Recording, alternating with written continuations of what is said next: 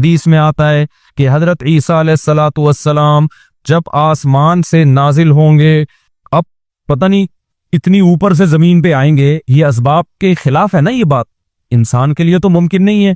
जब आप जमीन के खौल से बाहर जाते हैं ऑक्सीजन ही खत्म हो जाती है, जिंदा रहना मुमकिन नहीं है। लेकिन ईसा अलैहिस्सलाम को अल्लाह ने अपनी कुदरत से जिंदा रखा हुआ है। जब कुर्बे क़यामत में दिमिश्क में ईसा अलैहिस्सलाम आएंगे तो हदीस में आता है कि इमाम महदी शाम में नमाज के लिए खड़े हुए होंगे, असर की नमाज के लिए। मुसल्ले पे मीनार है, उस पे कौन नाजिल होगा? हजरत ईसा अलैहिस्सलाम। तो मीनार से फिर सीढ़ियां लगाई जाएंगी हजरत ईसा के उतरने के लिए। कमाल की बात है, अल्लाह वहां से यहां तक आ गए, थोड़ा सा तो रह गया फासला। छोड़ो यार, तुम लोग किस बन में नहीं आ रहा। अबे सवाल पैदा होता है कि जब उधर से इधर तक आ गए तो थोड़ा सा तो रह गया है ना। अब यहाँ सीढ़ियां क्यों लगाई जा रही हैं? भाई दुनिया क्या है? दारुल अस्बाब है। उधर सीढ़ियों से जाना मुमकिन नहीं था, वो अल्लाह अपनी कुदरत से ही ले गया। ये दुनिया दारुल अस्बाब है, यहाँ पे क्या लगेंगी? सीढ़ियां लगेंगी। वहां से नीचे उतरेंगे, इतने बड़े बड़े पाल होंगे जिनसे पानी बह रहा होगा, क्योंकि हजरत ईसा अलैहिस्सलाम को जब सूली पे लटकाया जा रहा था उस वक्त आपने गुस्ल किया था, तो अल्लाह ने उनकी शक्ल का कोई आदमी कर दिया और ईसा इब्न मरियम को आसमानों पे उसी हाल में उठा ली। और कुर्ब क़यामत में जब नाजिल होंगे तो इसाबतुन तग़ज़ू माई सबनी मरियम, नबी ने फरमाया मेरी उस उम्मत के लिए जन्नत की जमानत है जो ईसा इब्न मरियम के साथ मिलके जिहाद करेगी। हजरत ईसा ने आते ही क्या करना है? जिहाद करना है। तो और फिर ऐसा जिहाद होगा इम्मल इस्लाम व इम्मत सैफ, या तो इस्लाम है या तलवार है, बीच का कोई रास्ता नहीं है। और दुक़ातिलूनल यहूद, सबसे पहले लड़ाई किससे होगी?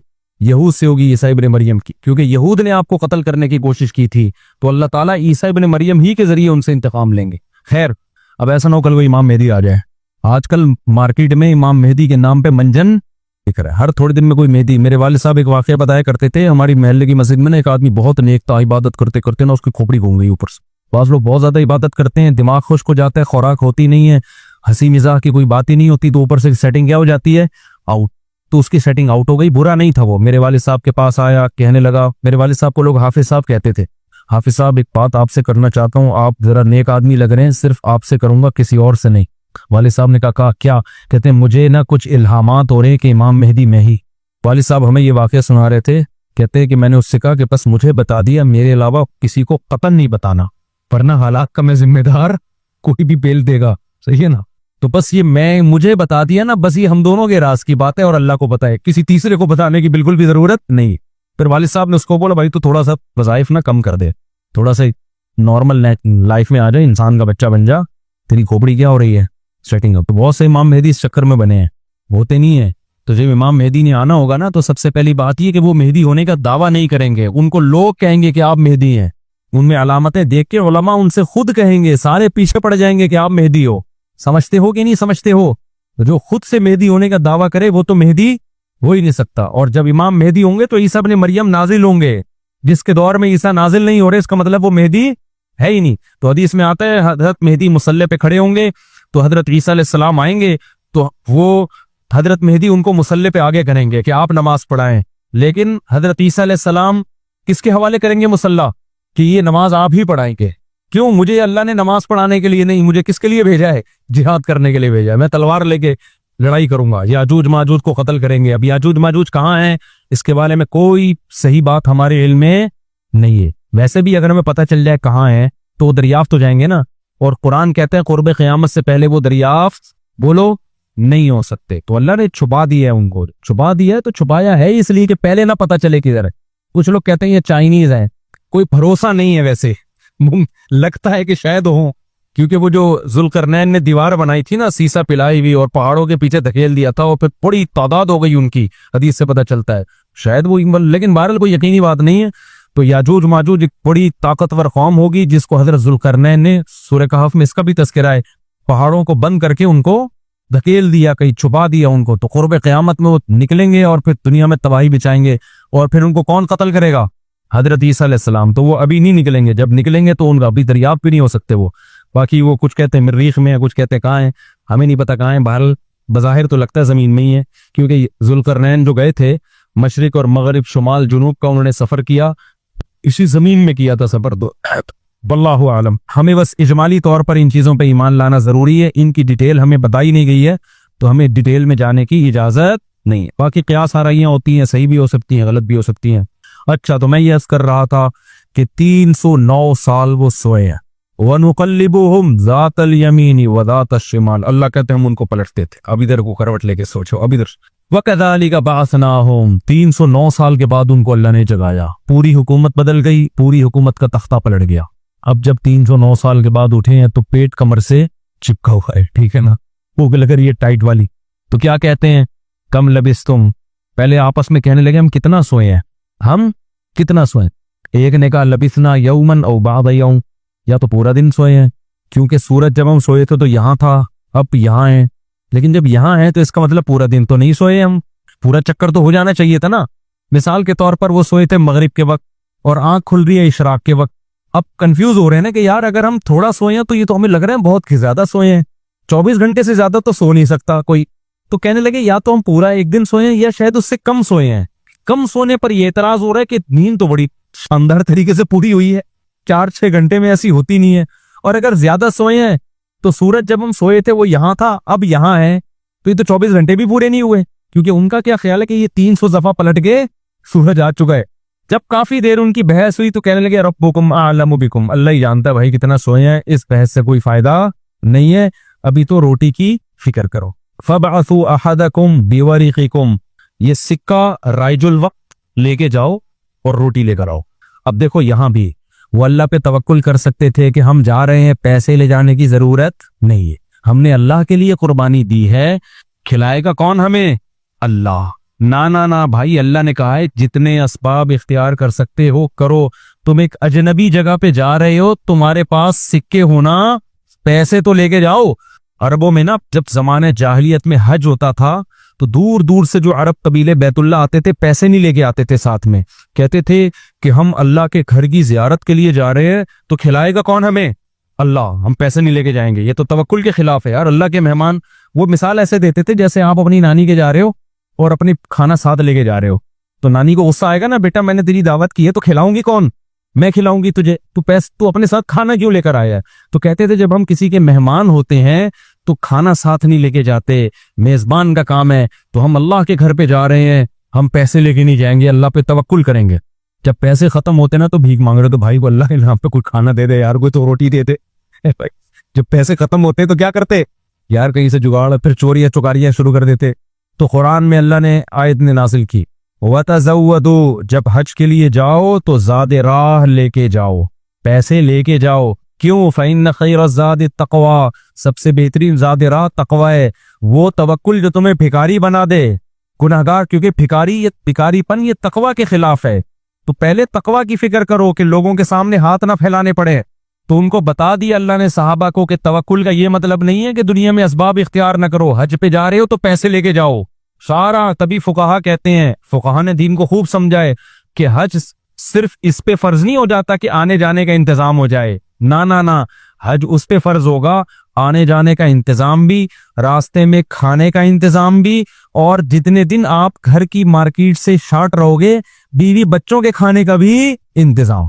आपका हज का आ गया भाई, आपने कहा मेरा जहाज का टिकट भी हो गया, होटल का किराया भी हो गया, खाने पीने का इंतजाम भी हो गया, निकल गए 40 दिन के लिए। बच्चे कह रहे हैं अब्बा मार्केट से क्या हो गया, अप्पा हम क्या खाएं यहाँ पे। तो अप्पा कह रहा है बेटा मेरे लिए चूंकि आने जाने का प्रॉपर इंतजाम हो गया था तो मुझ पे हज फर्ज हो गया है, क्योंकि अल्लाह ने कहा है जिसमें इस्तिताअत है हज फर्ज है, तो मुझ में इस्तिताअत है हज फर्ज है। तो बच्चे कहेंगे हमारा क्या कसूर है। इसलिए उलमा ने बयान किया कि इस्तिताअत में ये भी दाखिल है कि आपका भी और जिनकी आप कफालत कर रहे हो, जो आपकी शरम जिम्मेदारी है, उनका भी इंतजाम हो। समझते हो कि नहीं समझते हो। तो उन्होंने अपने साथ सिक्के लेके गए हुए थे, वो सिक्का राइजुल वक्त, जब निकाह होता है ना तो सिक्का राइजुल वक्त, मैंने सिक्का राइजुल वक्त ने आपका निकाह फला, मैं ये लफ्ज निकाल दिया है, मैं इतने पैसों में कराया हमने, क्योंकि राइजुल वक्त ही सिक्के चलेंगे ना, यहाँ निकाह में डॉलर थोड़ी देंगे। कभी खरबूजा खरीदते हुए कहा कि सिक्का राइजुल वक्त के मुताबिक ये खरबूजा कितने रुपए किलो है, तो जैसे वहां सीधा सीधा बोलते हो भाई खरबूजा कितने रुपए किलो है, तो मेहर में भी वही है। जब पाकिस्तान में शादी हो रही है तो पाकिस्तानी रुपए में ही होगी, उसमें अलग से सिक्का राइजुल वक्त बताने की जरूरत नहीं। लोग कह रहे हो तो सिक्का राइजुल वक्त के मुताबिक, तो वहां से मेरी जबान पे ये आया है। तो उन्होंने कहा भाई ये सिक्का राइजुल वक्त है, इसको लेके जाओ और खाने पीने का इंतजाम करो। फिर कहने लगे देखो वलियतलत्तफ, चुपके से जाना, वला युशगिरन्न बिकुम अहदा, किसी को तुम्हारे बारे में पता ना चले। ऐसे मुंह लपेट के ना छप्पड़ में जाना और रोटी लेके छप्पड़ में वापस आ जाना। इससे भी पता चल रहा है कि वो अपनी हिफाजत का पूरा इंतजाम कर रहे हैं, फिर अल्लाह पे तवक्कुल कर रहे हैं। कुत्ता भी साथ लेके जा रहे हैं ताकि अजनबी लोगों से हमारी हिफाजत हो, ये भी पूरा इंतजाम। और उसके बाद भी एक बंदे को भेज रहे हैं, भाई लिपट के जाना, पता ना चले पकड़े ना जाए हम। और आगे उन्होंने क्या कहा, फलयंजुर अय्युहा अज़का तआमन, देखना पाकीज़ा खाना हो, हलाल खाना लेके आना। इससे भी पता चलता है कि चूंकि गैर मुस्लिम रियासत थी ना, वहां उन पर वाजिब था कि खाना खरीदने से पहले तहकीक कर लें कि हराम है या हलाल। इस्लामी मुल्क में इस तहकीक की जरूरत नहीं है क्योंकि हलाल ही होता है। यहां आप होटल में बैठ के पूछें ये गधे का गोश्त है या बकरे का गोश्त है, वो रख के एक थप्पड़ लगाएगा। क्यों भाई, गालिब यही है कि जब सामने वाला इंसान है और मुसलमान है तो गोश्त भी इंशाल्लाह हलाल ही होगा। सामने वाला गधा नहीं है तो गोश्त भी गधे का। यहां भी गधे के गोश्त बिके हैं मगर उनका रेशो कम है ना, उमूमन तो हलाल ही होता है।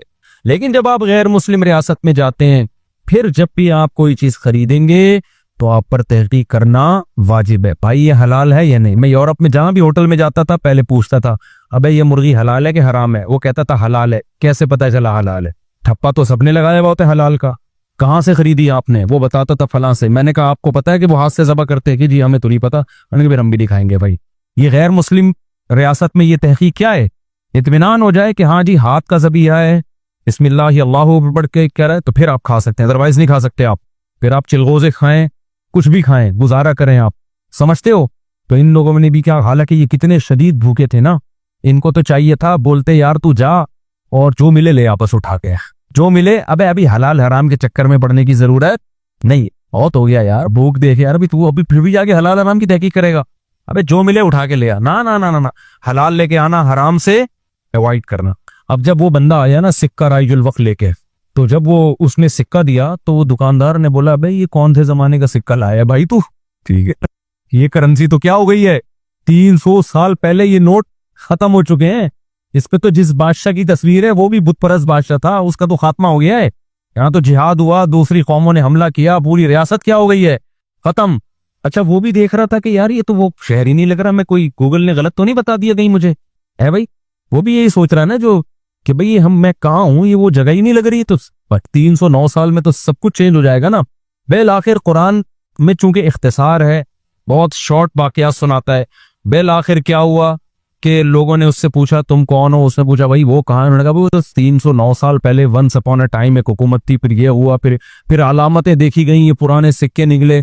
तो लोगों को, अच्छा इन लोगों की हिस्ट्री भी लोगों को पता थी कि पुराने वक्तों में चंद नौजवानों ने अल्लाह के लिए कुर्बानी दी थी और अपने इलाके से हिजरत करके चले गए थे, उनके नाम ये थे, उनकी अलामतें ये थी। तो इससे भी लोगों को ना हिस्ट्री से पता चल गया भाई ये कौन लोग हैं, ये वही लोग हैं। तो फिर बहरहाल जब हो गया तो इनकी तो बड़ी वाह वाह हो गई, यार ये तो बड़े करामती बुजुर्ग हैं, ये तो 300 साल से कहां सो रहे थे, गार में सो रहे थे। सब ने उनको बुलाया, भाई इनका तो बड़ा इकराम हुआ। मैं अब आगे मैं अपने स्टाइल में बयान कर रहा हूँ, कुरान में नहीं लिखा हुआ, जो होता है ऐसे मौके पे, भाई दम कर दें, हमारे वो गंजे के बाल नहीं आ रहे, हजरत इसके सर पे दम कर दें, इसकी शादी नहीं हो रही, इसके लिए दुआ कर दें, और ये बच्चा मुफ्ती मौलवी साहब मेरा बच्चा इंसान का बच्चा बन जाए। हमने जब पैदा किया था उस वक्त इंसान था, लेकिन अब जो रिपोर्ट है उसके मुताबिक तो ये जो शिकायतें आ रही होती हैं, कोई फूंक लगाते हैं, कोई तबलीग में निकाल दें, कुछ नसीहत कर दें, जो भी उनका इतनी इज्जत हो गई, इतनी इज्जत हो गई, फिर उन्होंने वो सब आ गए और उनकी पड़ी, जो अल्लाह ने ना उनकी दुआ ऐसे कबूल की कि बजाय हिजरत करने के उन्हीं के वतन को उनके लिए सूटेबल बना दी। और बिल आखिर एक वक्त के बाद उनकी तबई मौत हुई। तो अब लोगों में झगड़ा हो गया, भाई इनकी मौत वाक़ हो गई है, तो ये चूंकि एक बड़ा तारीखी वाक़या हुआ है, तारीखी वाक़या हुआ है ना, इस वाक़े को महफूज रखा। हिस्ट्री तो हर एक चाहता है ना महफूज हो, और वो हिस्ट्री जिसमें कोई सबक हो।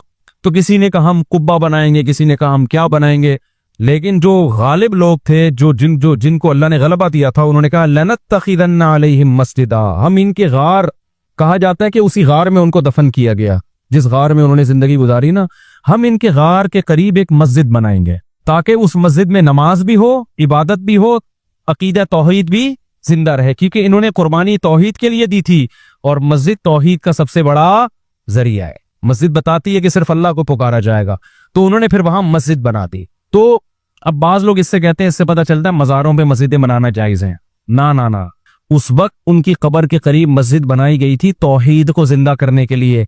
अब कब्रों पे मस्जिद बनाने से तौहीद का बेड़ा गर्क होता है। अब शिर्क और बुत परस्ती फैलती है इससे, इसलिए उलमा कहते हैं अब कब्रिस्तानों में मस्जिदें नहीं बनाई जाएंगी।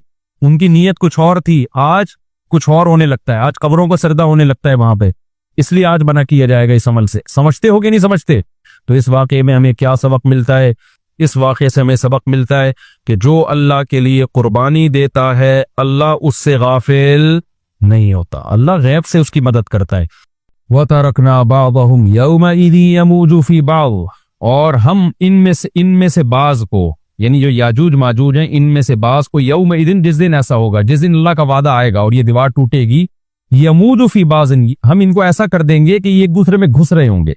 ये मजमून अहादीस में आया है। देखें कुरान में और अहादीस सहीहा में जो याजूज माजूज और इस दीवार का हमें मिलता है ना, मैं सिर्फ उसको आपके सामने बयान करूंगा, बाकी इस बारे में डिटेल में आप जाएंगे तो बहुत कुछ आपको इंटरनेट पे भी मिल जाएगा, मुफस्सिरीन की किताबों में भी मिल जाएगा, और लोगों की अपनी अपनी तहकीकात हैं, अपने अपने तबसरे हैं। ना मैं उन तबसरों को सही कह रहा हूँ ना गलत कह रहा हूँ, किताबें भरी हुई हैं, वो आप जाएं पढ़ें उसको।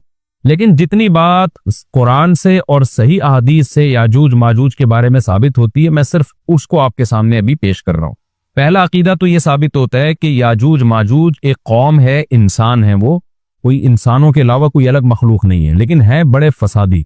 दूसरी बात, ये बहुत कदीम है, जुल्करनैन जब गए तो उससे पहले की ये कौम है और जमीन में पहले से फसाद बेचा रही है, लेकिन बहुत ज्यादा उनकी कसरत नहीं थी जितनी कसरत कुर्बे क़यामत में होगी, उनके नस्ल उनकी बहुत तेजी के साथ बढ़ रही है। तीसरी बात यह है कि अल्लाह ने उनको दुनिया के किसी हिस्से में रख के छुपा दिया है। छुपाया इसलिए है कि उनके जाहिर होने का एक टाइम है, और वो है हजरत ईसा अलैहिस्सलाम का दौर। हजरत ईसा इब्न मरियम के दौर में याजूज माजूज जाहिर होंगे, तो इसी को आप चौथा पॉइंट भी कह सकते हैं। तीसरा पॉइंट क्या हो गया कि उनको छुपा दिया गया है। लिहाजा ये जो लोग कहते हैं ना याजूज माजूज दरियाफ्त हो गए, फला जगह है फला जगह है, तो भाई हमें जब एक चीज छुपा दी गई है और एक टाइम बता दिया गया है कि उस टाइम पे जाहिर होंगे, तो उससे पहले वो दरियाफ्त हो ही नहीं सकते। पहले दरियाफ्त हो गए तो इसका मतलब नबी सल्लल्लाहु अलैहि वसल्लम की गोया पेशगोई गलत हो गई। तो जो जिसका टाइम है उसी टाइम पे वो जाहिर होंगे। चौथी बात मैंने जैसे बताई कि हजरत ईसा अलैहिस्सलाम के दौर में वो जाहिर होंगे। पांचवी बात, सही हदीस से ये बात साबित है कि याजूज माजूज वो जो दीवार बनी थी उसको चाटते रहते हैं, खत्म करते हैं। अब चाटना क्या, जो लफ्ज हदीस में है उससे मुराद जबान से चाटना भी हो सकता है और ये किनाया भी हो सकता है कि उसको खत्म करने की कोशिश में लगे हुए हैं। और ऐसे चाटना, जब हम कोई चीज चाटते हैं ना तो बहुत थोड़ी थोड़ी वो खत्म होती है। तो इतनी मोटी इतनी बड़ी दीवार है कि वो उन्होंने अपनी स्ट्रगल और अपनी मेहनत नहीं छोड़ी है, तो वो दीवार को किसी न किसी तरीके से घिसाई में उसके लगे रहते हैं। तो जबान से भी चाटना हो सकता है और किसी और तरीके से उसको खत्म करने की कोशिश भी मुराद हो सकती है। और हदीस में आता है कि एक दिन आएगा वो जब खत्म होने वाली होती है ना, तो वो कहते हैं कि हम कल इसको दोबारा शुरू करेंगे और कल हम इसको खत्म कर देंगे। लेकिन वो अल्लाह ताला अपनी कुदरत से दोबारा उस दीवार को उतना ही मोटा कर देते हैं जितना जुल्करनैन ने किया था। तो कुर्बे क़यामत में जब हज़रत ईसा अलैहिस्सलाम का ज़ुहूर होगा तो वो ये कहेंगे हम इंशाअल्लाह इसको कल खत्म करेंगे। तो इंशाअल्लाह का लफ्ज जब इस्तेमाल करेंगे, क्योंकि वो कौम है काफिर, वो अल्लाह पे एतमाद करना, अल्लाह पे तवक्कुल करना ये चीज नहीं है। जैसे काफिर तो नहीं कहेगा ना अल्लाह ने चाहा तो वो अल्लाह पे यकीन नहीं रखते। तो वो जब अल्लाह का नाम लेंगे और कहेंगे कि अल्लाह ने चाहा तो हम इसको कल खत्म कर देंगे, तो फिर इस्लाम की वजह से वो दीवार खत्म हो जाएगी। इसकी मिसाल ऐसे जैसे हदीस में आता है, पिछली कौमों में एक नौजवान था जो जादूगर के पास भी जाता था और राहिब के पास भी जाता था, जिसका सूरह बुरूज में तस्करा है, वस्समाई ज़ातिल बुरूज में। तो जब वो नौजवान पकड़ा गया, वो मुसलमान हो गया था, बादशाह ने उसको भेजा था जादूगर के पास के जादू सीखे, लेकिन वो राहिब के पास जाता, ईसाइयत सीखी उसने और मुसलमान बन गया। तो बादशाह ने उसको कत्ल करने की हत्तल इम्कान कोशिश की, मगर वो कत्ल नहीं हो पा रहा था। बादशाह उसने उसको पहाड़ पे भेजा अपने सिपाहियों को लेके कि पहाड़ से ले जाके इसको गिरा दो, लेकिन अल्लाह ने मदद की कि वो सिपाही गिर गए, ये बच गया। बादशाह ने हुक्म दिया इसको समंदर में ले जाके गर्क कर दो, वो सारे सिपाही गर्क हो गए, ये बच गया। तो किसी भी तरह से इसकी कत्ल की कोशिशें कामयाब नहीं हो रही थी। तो इसने बादशाह से कहा कि तू अगर मुझे कत्ल करना चाहता है ना, तो चौक पे खड़ा करके तीर मुझे मार और कहे कि बिस्मिल्लाही व रब्बी हादल गुलाम, इस नौजवान के रब के नाम से मैं इसको कत्ल करता हूं। तो अल्लाह का नाम लेके मुझे मारेगा तो मैं कत्ल हो जाऊंगा। नौजवान ये कुर्बानी इसलिए दे रहा था कि बादशाह जब पूरी पब्लिक के सामने अल्लाह का नाम लेगा तो लोगों को यकीन आ जाएगा कि भाई अल्लाह का नाम लेने से तो काम हो गया, और अल्लाह का नाम लिए बगैर काम नहीं हो रहा था। तो जो बादशाह अल्लाह को मानता नहीं था, आज उसको भी अल्लाह का नाम लेना पड़ा है। तो नौजवान ने ये कुर्बानी इसलिए दी कि बादशाह जब अल्लाह का नाम लेगा लोगों को अल्लाह की ज़ात पे यकीन आएगा और लोग मुसलमान हो जाएंगे, ईसाइयत को कबूल कर लेंगे। तो उस नौजवान ने ये कुर्बानी दी और बादशाह ने अल्लाह का नाम लेके जब तीर मारा तो वो नौजवान शहीद हो गया। और लेकिन पूरा मुल्क मुसलमान हो गया, ईसाइयत कबूल कर ली। और सूरह बुरूज में फिर अल्लाह ने उनका तबसरा किया, उनका वाक़या बयान किया उनके बारे में कि कैसे बादशाह ने खंदक़ें खोद खोद के पूरी कौम को जो है वो जो दीन से पीछे नहीं हटे उनको किस तरह से आग में फेंक दिया उन सबको। तो इससे पता चलता है कि काफिर भी बाज दफा जब अल्लाह का नाम लेता है ना तो उसको दुनियावी फायदा हो जाता है। तो याजूज माजूज भी तंग आकर फिर अल्लाह का नाम लेंगे और कहेंगे अल्लाह ने चाहा तो हम इस दीवार को कल खत्म कर देंगे, और बिल आखिर वो दीवार खत्म हो जाएगी। फिर कुरान के अल्फाज हैं आगे कि जब ये दीवार खत्म होगी व तरकना बाज़हुम यौमइज़। अच्छा, मैं बता रहा था कि हदीस से क्या पॉइंट पता चलते हैं, तो ये 5 पॉइंट हो गए। छठा पॉइंट ये कि हजरत ईसा ही के दौर में ये किसी वबा के जरिए हलाक हो जाएंगे। हजरत ईसा अलैहिस्सलातु वस्सलाम ये इतने ज्यादा होंगे कि इनसे लड़ना मुमकिन नहीं होगा, जैसे कि कुरान में भी आ रहा है व तरकना बाज़हुम यौमइज़ यमूजु फी बाज़, हम इनमें से बाज़ को बाज़ के अंदर घुसा देंगे। इतनी कसरत से एक दूसरे में, अब आबादी की कसरत बहुत होगी इनकी, घुसे हुए होंगे एक दूसरे में, ये जैसे चींटियां और मकोड़े होते हैं, तो इनसे लड़ना मुमकिन नहीं होगा। तो हजरत ईसा अलैहिस्सलातु वस्सलाम लोगों को लेके कोहे तूर पे चले जाएंगे और बाकी मुसलमान वो अपने अपने घरों के अंदर बंद हो जाएंगे। और फिर अल्लाह की तरफ से एक वबा आएगी और उस वबा में ये सारे के सारे हलाक हो जाएंगे। और फिर जब हलाक हो जाएंगे तो इतनी ज्यादा इनकी लाशें जमीन पे होंगी, इतनी ज्यादा कि इंसानी आबादी इनकी लाशों से मुताफिन होना और बीमार होना शुरू हो जाएगी। इनकी लाशों से बदबू उठेगी और जाहिर है इंसान होंगे ये, तो उसकी वजह से जो जमीन का माहौल खराब होगा। फिर हजरत ईसा अलैहिस्सलातु वस्सलाम अल्लाह से दुआ मांगेंगे कि अल्लाह ताला इनको किसी तरह ठिकाने लगाए, कोई इंतजाम करे। फिर हदीस में आते हैं बारिशें होंगी और सैलाब आएंगे और उनकी लाशें बह बह के पानियों में जाके समुद्रों में जाके खत्म हो जाएंगी। अल्लाह ताला उनको इस तरह से ठिकाने लगाएगा। तो ये यहाँ तक जितने भी मज़ामीन हैं ये सही हदीस से साबित है। तो कुरान कहता है व तरकना बाज़हुम यौमइज़ यमूजु फी बाज़, हम इनमें से बाज़ को बाज़ में छोड़ देंगे, बहुत कसरत होगी। व नुफ़िख़ फ़िस्सूर, और फिर सूर फूका जाएगा। कुरान में तो ये कि सूर फूका जाएगा ऐसे लग रहा है जैसे फौरन फूका जाएगा, मगर अहादीस में तफसीर है कि फौरन नहीं फूका जाएगा। याजूज माजूज क़यामत की निशानियों में से एक बहुत बड़ी निशानी होगी, यानी इस बात की अलामत होगी कि अब क़यामत बहुत करीब है। तो हजरत ईसा इब्न मरियम अलैहिस्सलाम जब नाजिल होंगे, मैं थोड़ी सी तरतीब बयान कर देता हूँ कि जो आज क्योंकि बात याजूज माजूज की चल रही है तो उससे मुंसलिक जो वाक़यात हैं जो उस दौर में होंगे वो भी मैं इसी लेक्चर के ज़िमन में बयान कर देता हूँ। हमें सही हदीस से ये पता चलता है, हमें सही हदीस से पता चलता है कि कुर्बे क़यामत में जब मुसलमान बहुत कसमा पुरसी में होंगे तो खुरासान से लश्कर उठेगा। खुरासान ये अफगानिस्तान और ईरान का हिस्सा, इस इलाके को नबी सल्लल्लाहु अलैहि वसल्लम के दौर में खुरासान कहा जाता है, जिसमें कंधार भी आता है, ईरान का भी हिस्सा आता है इसमें।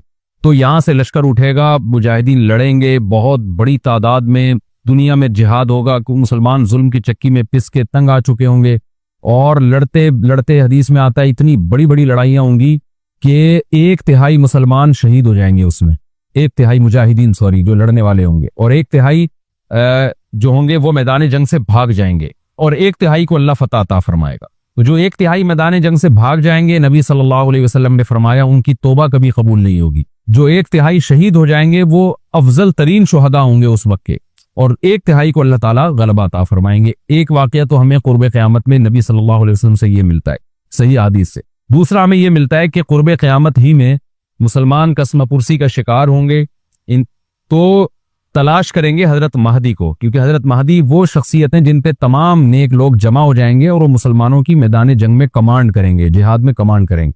तो उनको बैतुल्लाह में तलाश किया जाएगा। वो रसूलुल्लाह सल्लल्लाहु अलैहि वसल्लम की औलाद में होंगे और लोग उनको पहचान लेंगे, अहलुल्लाह पहचान कर उनको अपना अमीर बनाएंगे और उनकी क़यादत में फिर लड़ाई और जिहाद शुरू होगा। और ये लड़ाई जब दिमिश्क में लड़ाई हो रही होगी तो दिमिश्क में असर की नमाज के वक्त हजरत महदी, मैंने जो ये कहा कि दिमिश्क में लड़ाई हो रही होगी, मकसद ये नहीं है कि दिमिश्क कोई मैदान जंग बना हुआ होगा, मकसद ये है कि वो मुजाहिदीन का लश्कर दिमिश्क में होगा असर की नमाज के वक्त। लड़ाई चाहे किसी और मैदान में हो रही हो, लेकिन हदीस में हमें दिमिश्क का तस्करा मिलता है। तो दिमिश्क में हजरत शाम का तस्करा मिलता है और जो कराइन हमें मिलते हैं वो दिमिश्क की एक खास मस्जिद है। वो मस्जिद हजरत मुफ्ती तकी उस्मानी साहब और मुफ्ती रफी उस्मानी साहब ने उसको हाईलाइट भी किया, लेकिन वो यकीनी नहीं है, जो खूब समझे उन्होंने उसका भी तबसरा किया कि इसके बारे में कोई यकीन नहीं है। तो हजरत महदी असर की नमाज पढ़ा रहे होंगे लोग इमामत में आपके पीछे खड़े होंगे, यहाँ तक कि मस्जिद के मीनार पर आज भी वो मीनार मौजूद है जिसके बारे में गालिब गुमान है कि ये वो मीनार है जहां हजरत ईसा अलैहिस्सलाम नाजिल होंगे। गालिब गुमान के दर्जे में कहा जा सकता है, वरना फिर उसी के अड़ोस पड़ोस में कोई मस्जिद होगी। मेरा अगर शाम जाना हुआ तो इंशाल्लाह मैं इरादा है कि मैं व्लॉग में उस मस्जिद का भी तस्करा करूंगा, उस जगह का भी तस्करा करूंगा। लेकिन मैं पहले ये बात बता दूं कि वो 100% यकीनी नहीं है। ऐसा ना हो कि उस मस्जिद के मीनार पे चढ़ के लोग जो है वो उसके कोई मीनार को ही चाटना शुरू कर दें तबर्रुक के तौर पे। तो असर की नमाज का टाइम होगा। हजरत ईसा इब्ने मरियम अलैहिस्सलातु वस्सलाम फरिश्तों के कंधों पे हाथ रखे नीचे उतरेंगे नमाज के टाइम पे, यानी आसमान से मीनार तक आएंगे और फिर मीनार से आपके लिए सीढ़ियां लगाई जाएंगी। सीढ़ियों के जरिए मीनार से नीचे उतरेंगे और लोग उनको पहचान लेंगे। हजरत महदी उनको इमामत के लिए आगे करेंगे कि आप अल्लाह के एक पैगंबर हैं, आप नमाज पढ़ाइए। हजरत ईसा अलैहिस्सलाम उन्हीं को आगे रखेंगे। और इस तरह का मफहूम है हदीस में कि अल्लाह ने इस काम के लिए आपको ही मुंतखब किया। क्या मतलब, इमामत इस उम्मत का हक है। तो हजरत ईसा इब्ने मरियम अलैहिस्सलातु वस्सलाम का जो काम होगा वो जिहाद है और यहूदियों से इंतकाम लेना, क्योंकि यहूदियों ने अपने ख्याल में हजरत ईसा को कत्ल किया था। तो अल्लाह ने यहूदियत ही के खात्मे के लिए और दज्जाल के खात्मे के लिए ईसा इब्ने मरियम को नाजिल किया। हजरत महदी से पहले ही दज्जाल जाहिर हो चुका होगा। दज्जाल के बारे में हदीस में आता है कि हर पैगंबर ने अपनी उम्मत को दज्जाल के फितने से डराया है। अच्छा, ये दज्जाल एक ऐसी शख्सियत है जिसका यहूदी इंतजार हमसे ज्यादा कर रहे हैं, क्योंकि यहूदी उसको अपने लिए निजात दहिंदा समझते हैं। जबकि हदीस में आता है कि दज्जाल काना होगा और उसका खुदाई का दावा होगा। उसके पास कुछ ऐसी ताकतें होंगी कि मुर्दे को जिंदा कर दे, जिंदा को मार दे। एक तरफ उसके बाग होगा, एक तरफ उसके आग होगी। जो उस पर ईमान लाएगा उसको बाग में दाखिल करेगा, और जो उस पर ईमान नहीं लाएगा उसको आग में दाखिल करेगा। और रसूलुल्लाह सल्लल्लाहु अलैहि वसल्लम ने फरमाया उसकी जो आग है हकीकत में वो जन्नत का बाग होगा, और उसका जो बाग है हकीकत में वो जहन्नम की आग होगी। तो जो नबी की बातों पे यकीन करते हैं वो दज्जाल के फितने से महफूज रहेंगे। और हदीस में सूरह कहफ की भी तिलावत का हुक्म है। जुम्मे के दिन जो कहफ की तिलावत करता है अल्लाह उसको दज्जाल के फितने से महफूज रखता है। अब आप देखें ये सूरह कहफ में क़यामत की अलामत का तज़किरा है ना, तो शायद इसी वजह से क्योंकि जो सूरह कहफ पढ़ता रहेगा वो याजूज माजूज के वाक़यात भी पढ़ता रहेगा और अल्लाह की कुदरत के वाक़यात भी पढ़ता रहेगा। तो दज्जाल के फितने से अल्लाह उसको इस बरकत से बचा के रखेंगे, फितने से महफूज रखेंगे। तो वो ऐसी ताकतें दिखाएगा, बेवकूफ लोग उस पर ईमान ले आएंगे। हदीस में आता है कि काना कभी भी खुदा नहीं हो सकता, नहीं उसकी तो एक आंख होगी नहीं, लेकिन बेवकूफ लोग उसके ये कुछ जाहिरी कमालात देखेंगे, ये नहीं देखेंगे कि ये तो शक्ल भी इसकी अच्छी नहीं है। यानी खुदा कम अज कम जमाल वाला होता है ना, ये तो है भी काना। और उसके बड़ा बड़ा काफिर भी लिखा हुआ होगा वाज़े तौर पर, जिससे पता चलेगा। लेकिन अहमक और बेवकूफ लोग जैसे रूहानी आमिल को कुछ शोबदे देखकर उन पे से मुतासिर हो जाते हैं ना, रूहानी आमिलों के शोबदे देख के, तो ऐसे ही दज्जाल के शोबदे देख के मुतासिर होंगे। तो बहुत लोगों को, खलकत को, बहुत बड़ी उम्मत को गुमराह करेगा दज्जाल। अहलुल्लाह को अल्लाह ताला उसके फितने से महफूज रखेगा। फिर हजरत ईसा इब्ने मरियम जब नाजिल होंगे तो वो दज्जाल को कत्ल करेंगे। हदीस में आता है कि नेज़े के जरिए घोड़े पे बैठ के कत्ल करेंगे। उलमा ने इस हदीस का दो मतलब बयान किए हैं कि या तो इसका मतलब यही है कि वाकई घोड़े पे बैठेंगे, नेज़ा इस्तेमाल करेंगे, और जमीन जो है वो इतनी पहले उससे जंगें हो चुकी होंगी कि लोग दोबारा तलवारों घोड़ों की तरफ आ जाएंगे। इस बात का इम्कान है, हर मुल्क एटमी ताकत बन चुका है। तो अगर ये एटम बम सारे मुल्क आपस में चला दें तो हम दोबारा गधे घोड़ों वाली जिंदगी पर आ जाएंगे। टेक्नोलॉजी सारी तबाह बर्बाद हो जाएगी, इंसान की तरक्की। तो इस बात का भी इम्कान है कि कोई इससे पहले हो सकता है कोई ऐसी जंग अजीम हो कि इंसानियत दोबारा पहाड़ों पत्थरों के दौर में आ जाए। लेकिन जाहिर ये मालूम होता है कि रसूलुल्लाह सल्लल्लाहु अलैहि वसल्लम ने जो कलाम किया है, जाहिर है उस दौर के लिहाज से जो लोगों के जहां तक जो लोगों की मेंटल अप्रोच है वहां तक, तो नबी सल्लल्लाहु अलैहि वसल्लम मिसाइल या और टैंकों का तस्करा करते तो क्या समझ में आता। तो घोड़े से मुराद है जो उस जमाने का घोड़ा होगा, और नेज़े से मुराद है उस जमाने का जो असलहा होगा, क्योंकि नेज़ा नबी के दौर का एक मुनासिब असलहा था और घोड़ा नबी के दौर की मैदान जंग की एक मुनासिब सवारी थी। तो इससे ये भी पता चलता है कि हो सकता है ईसा इब्ने मरियम नेज़े के बजाय क्लाशनकोफ का इस्तेमाल कर लें। तो यानी वो नेज़ा जो है वो उस क्लाशनकोफ की या जो भी असलहा उस वक्त हजरत ईसा इब्ने मरियम इस्तेमाल करेंगे उसकी एक ताबीर है। तो इसका भी पूरा इम्कान है।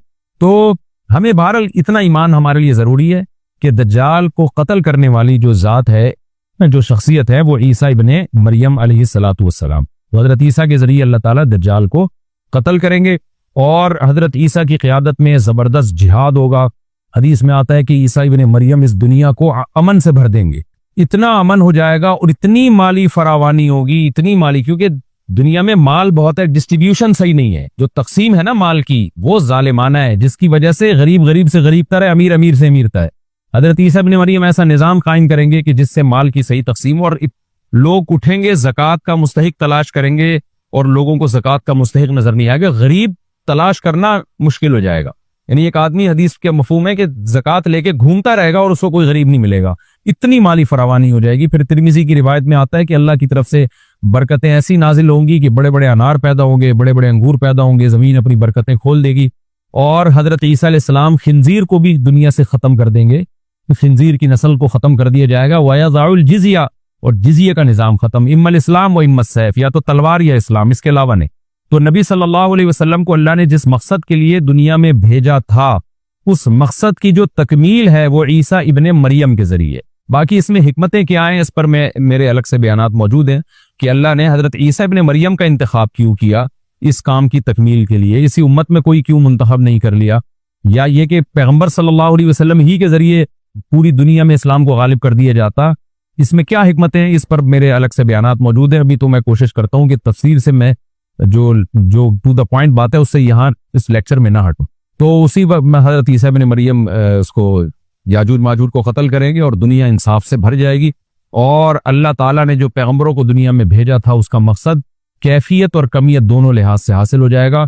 उसके बाद फिर आहिस्ता आहिस्ता दुनिया में जवाल शुरू होगा, और फिर जब पूरी दुनिया के लोग जवाल का शिकार होते होते कुफर की तरफ जाएंगे, गुनाहों की तरफ। और हदीस में आता है जब तक एक शख्स भी अल्लाह का नाम लेने वाला होगा इस दुनिया पर क़यामत नहीं आएगी, यहां तक कि आखिरी शख्स दुनिया से उठेगा जो अल्लाह का नाम लिया करता था। उसके बाद अल्लाह ताला सूर फूकेंगे, जिब्रील को हुक्म देंगे सूर फूकने का, और इस दुनिया को तबाह बर्बाद कर दिया जाएगा। तो आगे कुरान कहता है वनुफिखा फिस्सूर, और फिर सूर में फूका जाएगा, फजमअनाहुम जमआ, फिर हम इन तमाम इंसानों को जमा कर देंगे। वअरदना जहन्नम यौमइज़िन लिलकाफिरीन अर्ज़ा, और क़यामत के दिन हम जहन्नम को यौमइज़िन, जिस दिन ऐसा होगा यानी जिस दिन सूर फूका जाएगा, ये दूसरा सूर मुराद है, लिलकाफिरीन अर्ज़ा, काफिरों के सामने पेश कर देंगे। अल्लज़ीना कानत अयुनुहुम फी ग़िताइन अन ज़िक्री, ये वो लोग हैं जिनकी आंखें मेरी याद से पर्दे में पड़ी हुई थी, यानी मेरी याद की चीजें उनको नजर ही नहीं आती थी, गफलत में पड़ी हुई थी जिनकी आंखें। वकानु ला यस्ततीऊन समआ, और ये सुनने की सलाहियत भी नहीं रखते थे, ना हक बात सुनते थे ना हक देखते थे, बस अपने ख्वाहिशात की जो चीजें हैं वो इनको अच्छी लगती थी और वही इनको समझ में आती थी। तो ये हमारा रुकू अल्हम्दुलिल्लाह कंप्लीट हो गया। इस रुकू में हमें बहुत सारे असबाक मिलते हैं, मैं नंबरवार उसको मुख्तसरन बयान कर देता हूँ। पहली बात तो ये कि देखें अल्लाह ताला ने कैसे कैसे बादशाह दुनिया में भेजे हैं और कितने पावरफुल बादशाह। हज़रत ज़ुल्करनैन का नाम ही करन वाला, दो किनारों वाला, जमीन के बहुत बड़े हिस्से को हज़रत ज़ुल्करनैन ने फतह किया। और अल्लाह के नेक बंदे कैसे अल्लाह के रास्ते में लड़ते रहे हैं। तो ये जो लोग बैठ जाते हैं ना बस इबादत करो और लड़ाई वड़ाई इस्लाम में है ही नहीं, ये दुनिया में कोई भी अक्लमंद इस नजरिए का हामी नहीं होगा। तो ताकत और कुव्वत की इस्लाम में बहुत ज्यादा अहमियत है। इससे हमें ये भी पता चलता है कि अपने मुल्क की, खास तौर पर इस्लामी मुल्क की जो फौजी कुव्वतें हैं, जो फौजी ताकतें हैं, उनकी हमें कदर करनी चाहिए। क्योंकि अगर कोई भी मुल्क अस्करी लिहाज से कमजोर हो जाए, क्योंकि अल्लाह ताला तो जो अस्करी लिहाज से ताकतवर कौमें थी अल्लाह ने उनका कितना तस्करा किया, हाँ वो अल्लाह के बागी ना हो। तो इस्लामी मुल्क में कोई भी इस्लामी कंट्री है, चाहे सऊदी अरब है, चाहे पाकिस्तान है, चाहे तुर्की है, कोई भी इस्लामी कंट्री है, उसकी फौज की कदर करनी चाहिए, क्योंकि उसी की वजह से मुल्क का बॉर्डर महफूज होता है। अगर मुसलमान अस्करी लिहाज से कमजोर होना शुरू हो जाए तो काफिर हमें गाजर मूली की तरह काटना शुरू कर दें, इस्लाम दुश्मन कुव्वतें हमें खा जाएं, खत्म कर दें हमें खा के।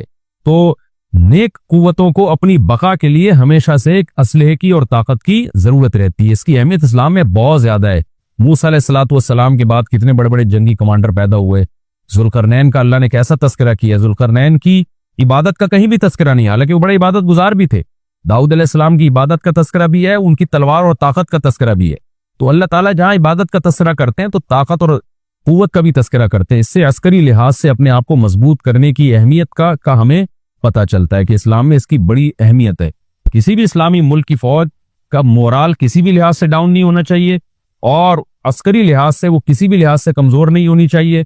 और उसको चाहिए कि आइदु लहुम मस्ततातुम मिन कुव्वा पर अमल करे, कि कुरान कह रहा है रोज बरोज अपनी ताकत और कुव्वत में इजाफा करने की कोशिश करो। इससे मुस्लिम कौम को कभी भी गाफिल नहीं होना चाहिए और कोई भी ऐसा काम जिससे मुसलमान कुव्वतें और ताकतें कमजोर होना शुरू हो जाएं, इस काम से हमें बचना चाहिए। दूसरी बात हमें ये पता चली कि अल्लाह ताला ने अहले इस्लाम के जिम्मे पूरी दुनिया की जिम्मेदारी लगाई है, किसी एक मुल्क की नहीं। जितने भी पैगंबर आए हैं, जब वो दुनिया फतह करना शुरू की है तो कहीं रुके नहीं है वो कि भाई यहां तक, इससे आगे नहीं जाना। उनकी सलाहियत ही खत्म हो गई हो, वसाइल ही खत्म हो गए हो तो अलग बात है। तो पूरी दुनिया है जिसमें अल्लाह के दीन को गालिब करना है। अब उसका तरीका क्या होगा, जाहिर है जो जिस जमाने में सूटेबल तरीका हो वो इख्तियार किया जाएगा। तो हज़रत ज़ुल्करनैन पहले इंतहाई मशरिक की तरफ गए हैं, जहां सूरज निकलता है, तो वहां से जहां से आबादी शुरू हो रही है, और उनका ख्याल था कि अब आगे आबादी नहीं है, तो फिर जाके स्टॉप किया है। मगरिब में भी ऐसे ही, शुमाल में भी ऐसे ही।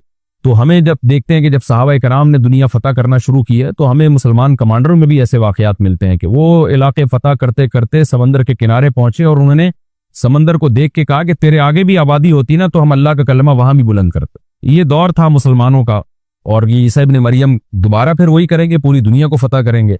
तो हज़रत ज़ुल्करनैन के इस वाक़े से पता चलता है कि पूरी दुनिया की जिम्मेदारी अल्लाह ने हमेशा से अहलुल्लाह पे लगाई है, और वो पूरी दुनिया में अल्लाह के दीन को गालिब करने की कोशिश में हमेशा से लगे रहे हैं। तीसरी बात हमें पता चलती है कि असबाब और वसाइल की अहमियत। हज़रत ज़ुल्करनैन ने जब इतना जबर पहाड़ों के बीच में इतना यानी लोहे की प्लेटें लगा के, तांबा पिघला के आहनी दीवार बनाई है, तो खुश हुए, हादा रहमतु मिर रब्बी, ये मेरे रब की रहमत है। तभी तो अल्लाह का शुक्र अदा किया ना, खुशी पे शुक्र अदा किया जाता है। तो इससे ये भी पता चलता है कि साइंस और टेक्नोलॉजी, देखें ये काम टेक्नोलॉजी के बगैर मुमकिन नहीं था। तभी तो उस कौम ने कहा ना ज़ुल्करनैन से कि हम पैसे आपको देंगे, लेकिन हमारे पास वो वसाइल नहीं है, वो टेक्नोलॉजी नहीं है हमारे पास। और बज़ाहिर ऐसा लगता है कि इनके पास लोहा भी था, तांबा भी था, क्योंकि हज़रत ज़ुल्करनैन अब ये तो नहीं है ना कि जमीन के मशरिक की तरफ दोबारा लोहा जमा करने गए हों, तो वहीं से जो कुछ होगा निकाला होगा।